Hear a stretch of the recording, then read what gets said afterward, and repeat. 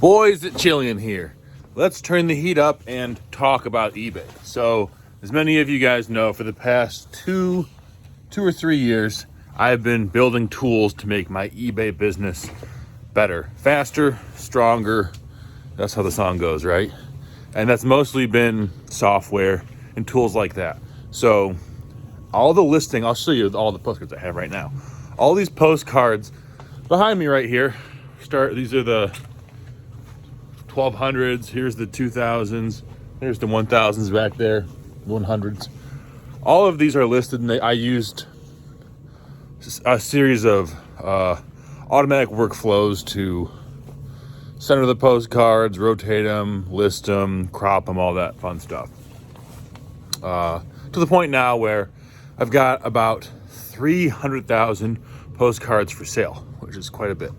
And over the past 6 months, once this postcard listing process has been kind of completed, I've been doing a lot more eBay dashboard stuff. So when I say eBay dashboard, I mean like, okay, let's say I sold 28 postcards from store 1, 45 from store 2, different values for different stores. I want to be able to go one place and see that. I want to be able to go to one spot, my dashboard, a website, as opposed to logging in and out of 3 or 4 stores or 5 stores now and writing down, or it just gets messy, which I'm messy enough, right? So to have it in one spot is good for me at least. And so with that, I can go in and I can log in and I can see all of my stores' revenue, how much I'm paying in promoted fees, what the average sale price is, number of sales, obviously. And then the important thing, because what I really care about the most is payouts. How much money is each store making me? Since the way I do these stores 1, 2, and 3 haven't had anything listed in them, postcard wise for sure. On my first store, I still will occasionally list personal things. But stores 2 and 3 haven't had any postcards listed in them for, I want to say 6 months. It could be a little bit longer because it's December. So actually maybe like 8 months. Wow. So for like 8 months, they've had what I would call stale inventory, which makes it easy to test, because when you list new things on eBay, those get more views. And so when you're trying to isolate what the benefit of promoting versus not promoting is, if you have a store with old inventory, I don't think there's a better way of doing it. If there is, tell me in the comments, because I'll do it. So the stores with stale inventory, I'm testing price point and advertising. At what rate, do it or not do it, all that stuff. This is pretty important to me because in the next month, I think it happens in January, eBay's changing how they handle ad sales and how much you pay, and lots of things to do with the attribution of fees for sales. I made a video on that before, but you probably already know about it, so I'm not going to go into it right now. And I want to have a baseline for that because I want to know, well, is it making things worse, making things better, so I can talk about it intelligently. And also just because having that kind of information is good for your business. But right now, what I'm concerned with prior to the new ad fee stuff is it better to have ads or not have ads? What's my baseline for not having ads? What's the baseline for having ads? I use dynamic rates. I probably it would make more sense if all I cared about was getting like actionable information, is if I had a consistent standard rate like 12%, but I don't. I have dynamic rates because I still do want to, if I'm advertising it, I want to sell it. And if I have to go up from 10 to 16%, so be it. That's my top limit, is 16%. So I'm advertising at that rate versus not advertising at all. And the results, I think, are pretty surprising. I did just 2 months. So first month, from October 1st until October 31st was an experiment.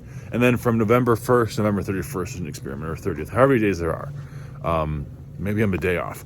But I broke it down to like daily average sales. So the amount of total number, if it's a day off, isn't really that important.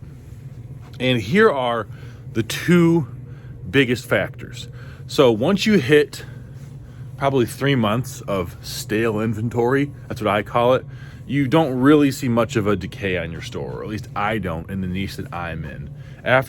When you list products once a week, around there, once a day, once a week, once every 2 weeks, we'll call that consistent listing. When you're not doing that, when your store becomes stale, you do see a gradual decline as the good stuff sells. But at a certain point, if your store is full of items, just through the nature of random interest and events, you're going to be selling things. So our demand is relatively inelastic. It's probably declining at like a 2 to 5% rate. So take that into account. But the results that I saw were significant enough where I'm not really concerned about that. And I think that even as my sales do decline in these stale stores, assuming I can't figure out a way to mix things up, assuming they do keep declining, I don't think we're gonna have an issue with the results that we're learning from this. So here's the big thing. And this is only for me, only for postcards, right? So again, if you are selling stuff where they want it and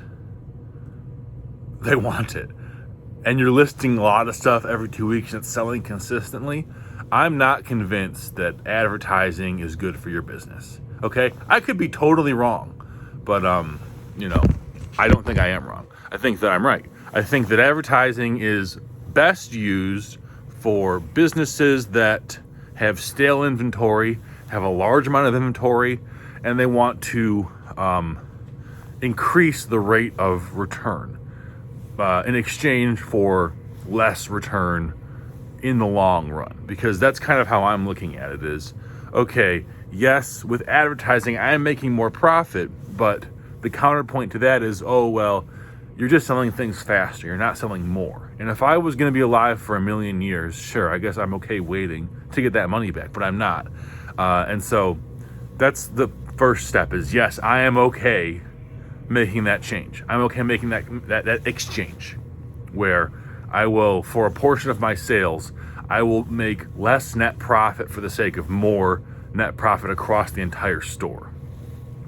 Typically, I'll make, let's say $15 on a postcard sale, and with advertising, it's down to like maybe $10 because I also have noticed that because I have offers on all my items, the items that sell with advertising on do go for a lower amount. But that's fine, just because I've got so little capital into any individual postcard. I've got a nickel into these, so that's okay by me.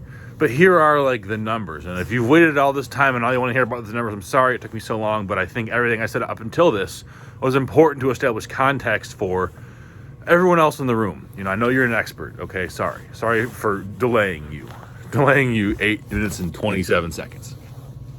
So when I used advertising at between 10 and 16%, that was the most common rate, but a max cap of 16%, my fees increased by 1/7, which is about 15%. So it makes sense in that regard, right? That everything is, probably what's happening is I'm selling things that would have sold without ads. And that sucks, right?